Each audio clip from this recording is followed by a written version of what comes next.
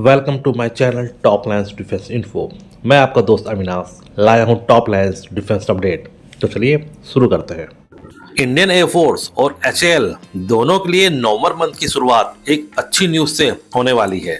America की general electric company के अनुसार वह एचएएल को 2 F404 इंजन की सप्लाई करने जा रही है, जिससे काफी समय से डिले में चल रहे तेजस मार्क 1A का प्रोडक्शन शुरू हो जाएगा। जहां एक तरफ जनरल इलेक्ट्रिक द्वारा किए गए इस वादे से इंडियन एयरफोर्स काफी उत्साहित है, तो वहीं एक दूसरे प्रोजेक्ट को लेकर अपनी चिंता के बारे में एचएएल और इंडियन गवर्नमेंट दोनों को बताया भी है। जैसा कि आप लोग को मालूम है कि इंडियन एयरफोर्स ने एचएएल के साथ पहले जहां 83 तेजस मार्क 1A को बनाने का कॉन्ट्रैक्ट दिया था और उसके बाद फिर सेकंड बैच के तहत 97 और तेजस मार्क 1A को बनाने का सौदा बाद में किया है। और इसी कॉन्ट्रैक्ट को पूरा करने के लिए एचएएल ने अपनी नासिक प्रोडक्शन लाइन और बेंगलोर प्रोडक्शन लाइन के साथ साथ एक और तीसरी प्रोडक्शन लाइन बेंगलोर में ही स्टार्ट करने का टारगेट रखा है,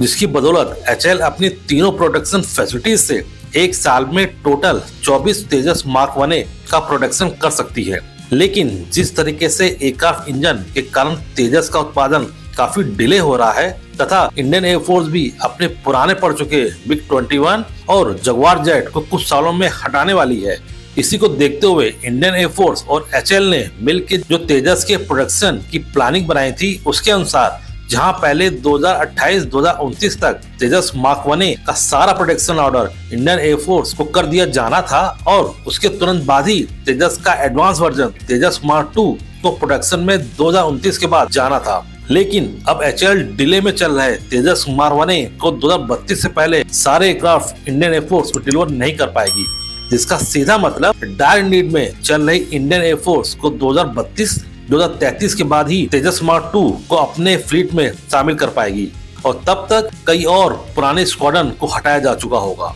और इसी को लेके इंडियन एयरफोर्स ने अपना कंसर्न इंडियन गवर्नमेंट के साथ साझा किया है, क्योंकि अगर 2029 से तेजस मार्क 2 की डिलीवरी शुरू नहीं हो पाएगी तो इंडियन एयरफोर्स की क्षमता बहुत कमजोर हो जाएगी तथा फिर एमका भी उतना ही डिले प्रोडक्शन में जाएगा। और इस समस्या से निपटने के लिए इंडियन गवर्नमेंट ने एचएएल से तेजस मार्क 2 के प्रोडक्शन के लिए किसी प्राइवेट कंपनी से बात करने को बोला है, जो कि तेजस मार्क 2 के करीब 40 एयरक्राफ्ट को तब तक प्रोड्यूस करेगा जब तक एचएएल तेजस मार्क 1A का ऑर्डर फिनिश नहीं कर देता। और बाद में इसी प्राइवेट कंपनी को एमका के निर्माण में भी शामिल किया जाएगा ताकि उसकी प्रोडक्शन फैसिलिटी चालू हालत में रहे और इस तरीके से इंडियन एयरफोर्स को सारे एयरक्राफ्ट सही टाइम पे मिल जाएंगे।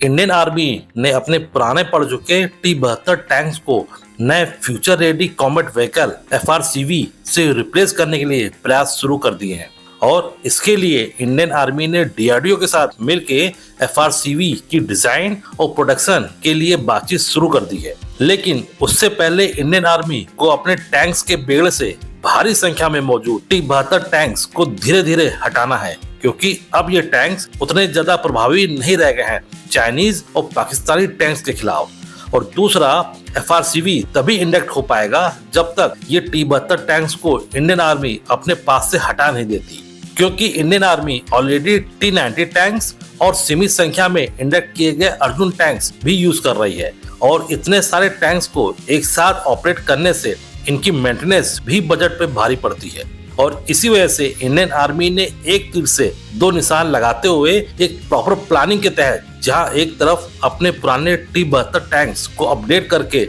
इनको कुछ अफ्रीकन कंट्रीज को सेल करने जा रही है, तो वहीं उससे मिलने वाले अमाउंट से FRCV प्रोजेक्ट की फंडिंग करने का प्लान है। इंडियन आर्मी द्वारा DRDO और हैवी व्हीकल फैक्ट्री आबादी के साथ मिलकर करीब 700 T-72 टैंक्स को मॉडिफाई करने का प्लान है। इन मॉडिफिकेशन के तहत इन T-72 टैंक्स को 1000 HP के इंजन से लैस किया जाएगा, जिसकी बदौलत इन टैंक्स की ऑपरेशन रेंज और स्पीड भी बढ़ जाएगी। इसके अलावा इन टैंक्स का आर्मर प्रोटेक्शन भी मजबूत किया जाएगा तथा इनमें नए फायर कंट्रोल सिस्टम भी ऐड किए जाएंगे ताकि सेल करने के बाद भी इनका रिलेवेंस बना रहे। इनके अलावा अगर कोई अफ्रीकन कंट्री इन टैंक्स में एंटी ड्रोन सिस्टम की भी मांग करता है तो उसको भी शामिल करने का प्लान है। लेकिन कुछ इंटरनल रिपोर्ट की माने तो कई अफ्रीकन कंट्रीज ने इंडिया के अथर्व टैंक की डिमांड की है। अथर्व टैंक इंडियन आर्मी के द्वारा डेवलप किया गया एक हाइब्रिड टैंक है जो कि T-90 और T-72 टैंक से मिलकर बना है,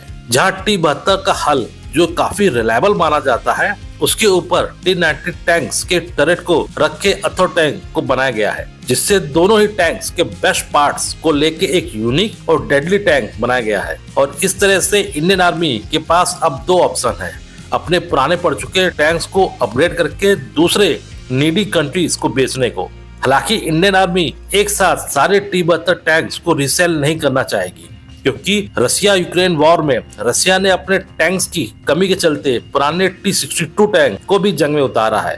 और इसी को देखते हुए इंडियन आर्मी कुछ नए T-72 टैंक्स को अपने स्टोरेज में रखना चाहेगी, ताकि जरूरत पड़ने पे उनका यूज किया जा सके। इसी तरह की डिफेंस न्यूज और फैक्ट्स की रेगुलर अपडेट पाने के लिए मेरे चैनल को लाइक और सब्सक्राइब जरूर कीजिए, और हाँ, बेल आइकन दबाना मत भूलिएगा। जय हिंद।